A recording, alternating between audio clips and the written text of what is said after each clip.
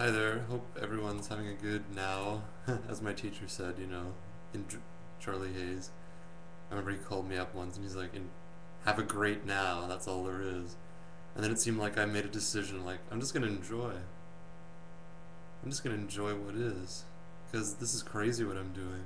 I intuitively recognized what I was apparently doing to myself in terms of the seeking and denial of life. I was essentially just a roadblock in this unending living that's going on right now. That's all I was. I was a little stubborn dam blocking the flow of life. That's not what I am. That's not what I really am. That's what I took myself to be. A stubborn,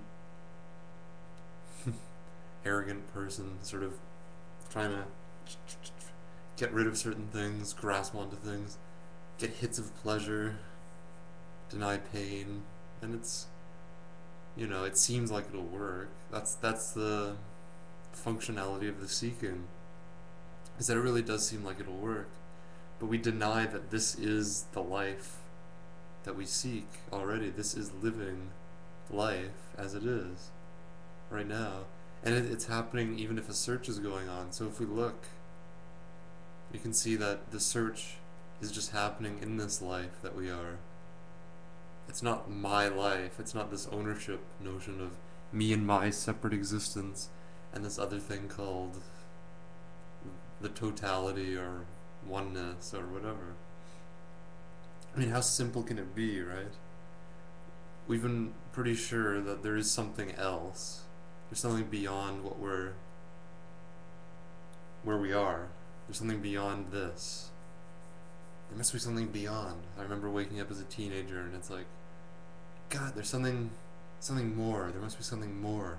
This can't be it. I remember thinking, this can't be all there is. This can't be it. Well, why not? What's wrong with this? Because I had made that into a problem just in thinking. I made all that stuff into a big fiasco, right? There's something else. This can't be enough. This is bad inherently. There's something wrong with this. There's something wrong with me for being here. I shouldn't be here. All these thoughts that are so seductive, and we seem to get hooked into these belief systems about me, right? And we forget, right? It's like overlooking something very simple right here. Just this ordinary awareness.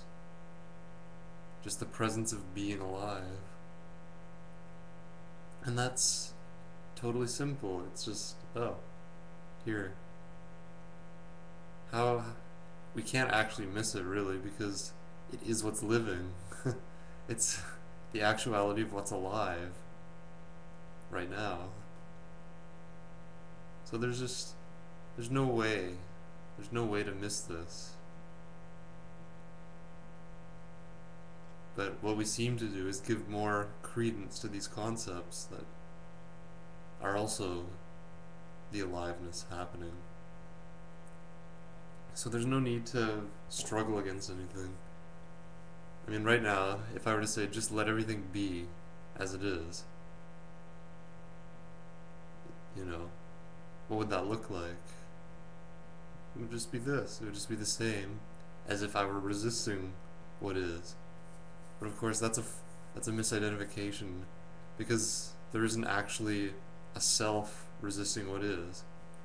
That is the resistance, the notion that there is a self involved in the whole thing, a separate entity who is the one resisting. But if we really look, I mean, where is that? I mean, what is even resistance? Even that's too much, right? What's that? If we look at it as it happens right now, it's like, well, what is all that stuff? It's just sort of nothing. It's like a flicker. It's just nothing. So if we look, we get very curious. The childlike faculty of curiosity. As a child, I was curious about the outside world and I was exploring, oh, what's this? What's this? I didn't know what anything was, so I wanted to explore it innately.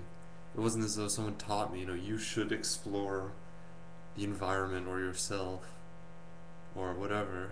It was just an innate functionality of the child. And that's what's here now. I mean, there is a curiosity about this stuff, but the mind turns it into an obligation, right? I need to find out who I am because I'm suffering and I need to stop suffering and I need to do this and I need to seek and I need to stop seeking. But no, it's just the natural function of childlike wonder that wants to see what's going on, that wants to come back to itself and see what is. And so that's what this is about. It's a childlike curiosity. It's like, oh, I wonder what I am. Who am I? Oh, oh yeah. And that's not even a process. Because, I mean, we get curious about the notion of process. What's that mean? As it happens. Not like, what does it mean as some philosophical abstraction? It's like, what is it as it happens? Who am I as I happen? How do I even happen? That's the miracle. You know, I took myself to be this problem, but I didn't see that I don't even know how I can happen. I don't know how I got up this morning. I don't know how I woke up. I just don't know. And yet what I am is known intimately, but not here, not in conceptualizing, just right away. Not right away. There's no time for it to be right away. It's just the immediacy of what is.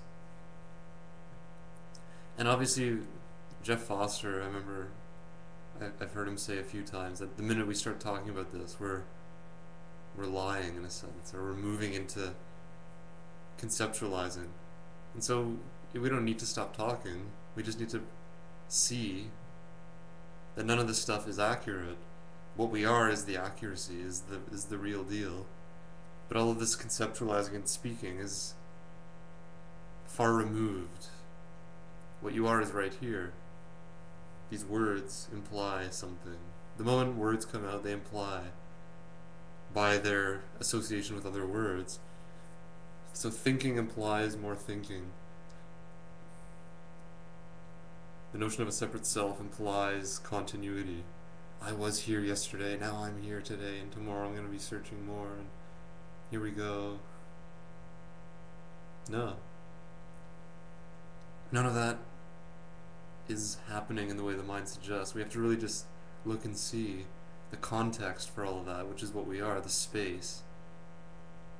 So we see that this being is what we are right here. Not in the way like it's what I am as some special attainment or a special type of person or anything. It's just the ordinary beingness. To the mind it doesn't seem very exciting or interesting or anything. And yet it's imbued with aliveness and intelligence, and you could call it peace, and a sense of joy or wonder. It's like, wow, how does any of this stuff even happen? It's sort of like a thank you for this, rather than I hope you will provide this in the future. It's no, here it is, and thank you. So what's the problem? I mean, what's wrong? The seeking is that there's something wrong. It's a suggestion that there's something wrong without verifying it for ourselves, right? I mean, we assume by these concepts that there must be something wrong with us, or something wrong with them, or the world, or God, or whatever. But is there anything wrong right now? Doesn't that seem a little crazy? How could there be anything wrong?